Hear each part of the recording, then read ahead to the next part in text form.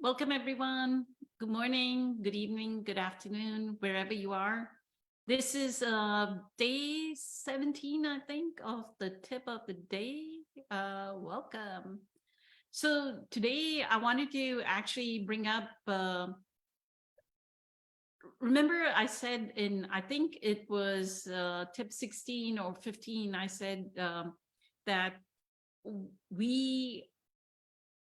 every human, leave alone human, anything that is manifested on this in this cosmos is imbued with consciousness. So it has the divinity of consciousness within it, and that also is part of your divinity. And the divinity is hidden by what I call limiting beliefs or conditioned patterns. It could be either or, your karmic patterns.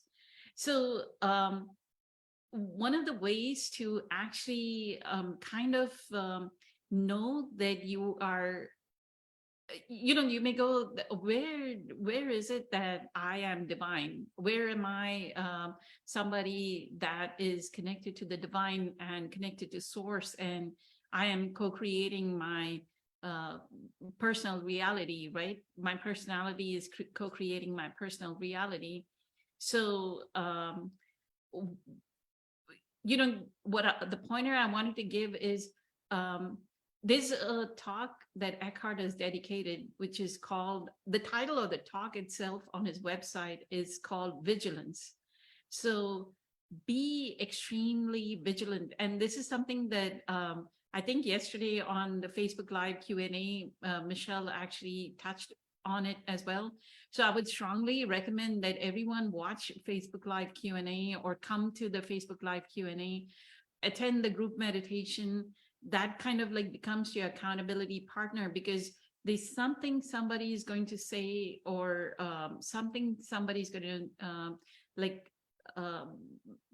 pop, and that's going to be your aha moment of the day, right? So she did talk about that you need that vigilance from awareness. So that's why the very first few tips of the day was build your muscle power, right, of awareness. And then use that awareness to have vigilance about, so how are you going to know that you are connected to that divinity, right? The way I see it is, I notice what is happening to me day to day, like exactly this minute, what was co-created in this minute. So I'll give you a simple example. And actually, before I give you the example, I'll come to the example. So I'm going to read a piece from Nature of Personal Reality that relates to this, where Seth says, experience is the product of the mind, the spirit, conscious thoughts and feelings, and unconscious thoughts and feelings. These together form the reality that you know. You are hardly at the mercy of a reality, therefore, that exists apart from yourself or is thrust upon you. You are so intimately connected with the physical events composing your life experience that often you cannot distinguish between the seemingly material occurrences and the thoughts, expectations, and desires that gave them birth. If they are strongly negative characteristics present in your most intimate thoughts, if these actually form bars between you and a more full life, still, you often look through the bars, not seeing them. Until they are recognized, they are impediments. Even obstacles have a reason for being. If they are your own, then it is up to you to recognize them and discover the circumstances behind their existence. So this is how he is kind of like giving the pointer that you are so intimately connected with the physical events composing your life experience that often you cannot distinguish between the seemingly material occurrences and the thoughts, expectations, and desires that gave them birth. So now that vigilance that is needed is to not be in that state where you cannot distinguish, right?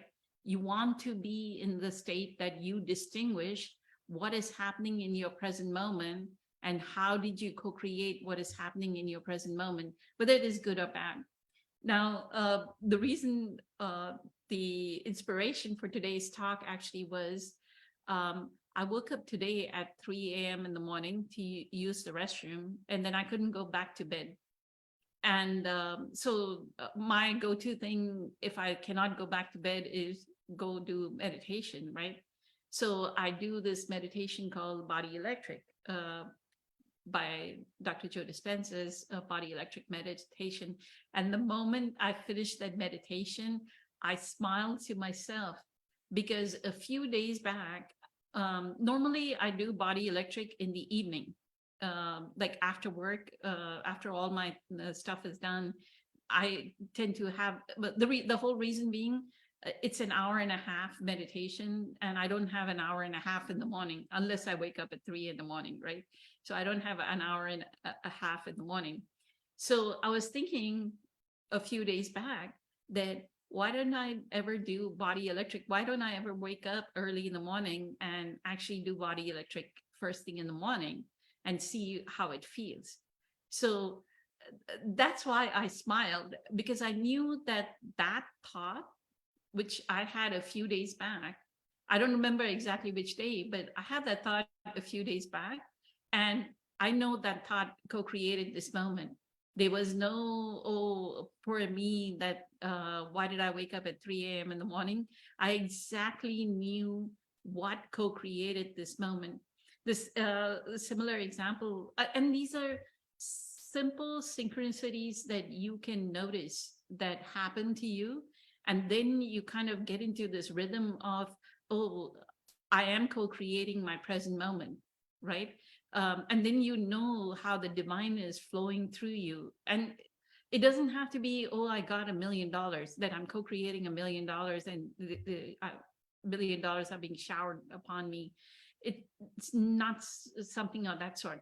I'm talking about the little things that get co-created.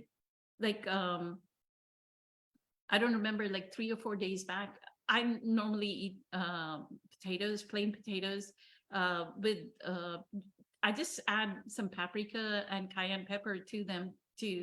I'm on the medical medium protocols. So we end up eating a lot of potatoes. So I just add paprika and cayenne. And that day I kind of said, maybe I should saute some onions, and there was poblano pepper in the fridge. And I was like, that would taste like a hash. That would be so fantastic, right? But then I went, who wants to actually saute onions and everything? I just quickly did the potatoes with the paprika and cayenne, and I ate it. Then in the evening, my son ends up cooking his meal, and he sautés onions and poblano peppers and the potatoes, right? So just look at how powerful we are in co-creation, that even though the thought arose in my mind, I could have co-created that sauteed onions and poblano pepper and like a hash out of the potatoes, but I did not, and he did. And I got a chance to taste a little bit of his potatoes. I don't eat oil, so it wasn't a whole lot, but at least that I know what co-created it. So going back, I also want to state that it's not just positive events, right? Even negative events, try and figure out what co-created your negative event. I remember when I went to Dr. Joe Dispenza's retreat in October, I actually fell on day, so we started on Saturday, Sunday, Monday. So on Monday, and we were going all the way to Friday. On Monday, I fell like face down. I tripped. There was somebody who had a long handle bag, and my foot, I wasn't looking down, and my foot caught in the handle, and I tripped, and I fell like face down on the, it was carpeted. It was in the ballroom. So it was like pretty traumatic to my right shoulder, but nothing broke because I fell not on concrete, but on carpeted, like thick carpet. And that's a moment of grace, right? So I don't know where I pulled from the quantum field that experience, but I do know that on Sunday, what happened was I had a brand new yoga mat that I had laid we have laying down meditation.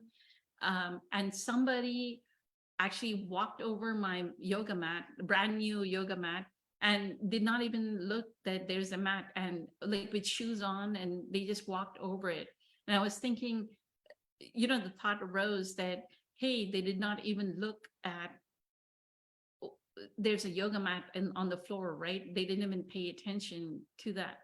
And what happens during the retreat is we are distributed like by the teams. They have a ribbon on us. Like we have a purple team, we have a red team.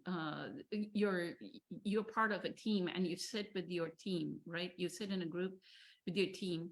And so what we end up doing is we start to look for the sign. Where is the purple group, or where is the red group, right?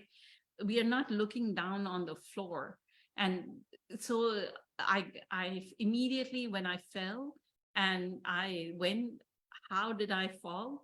And I got that image that, oh, that was why he was not able to see that there was a yoga mat on the floor, because he was looking for his team, just like I was looking for my team when I tripped and fell.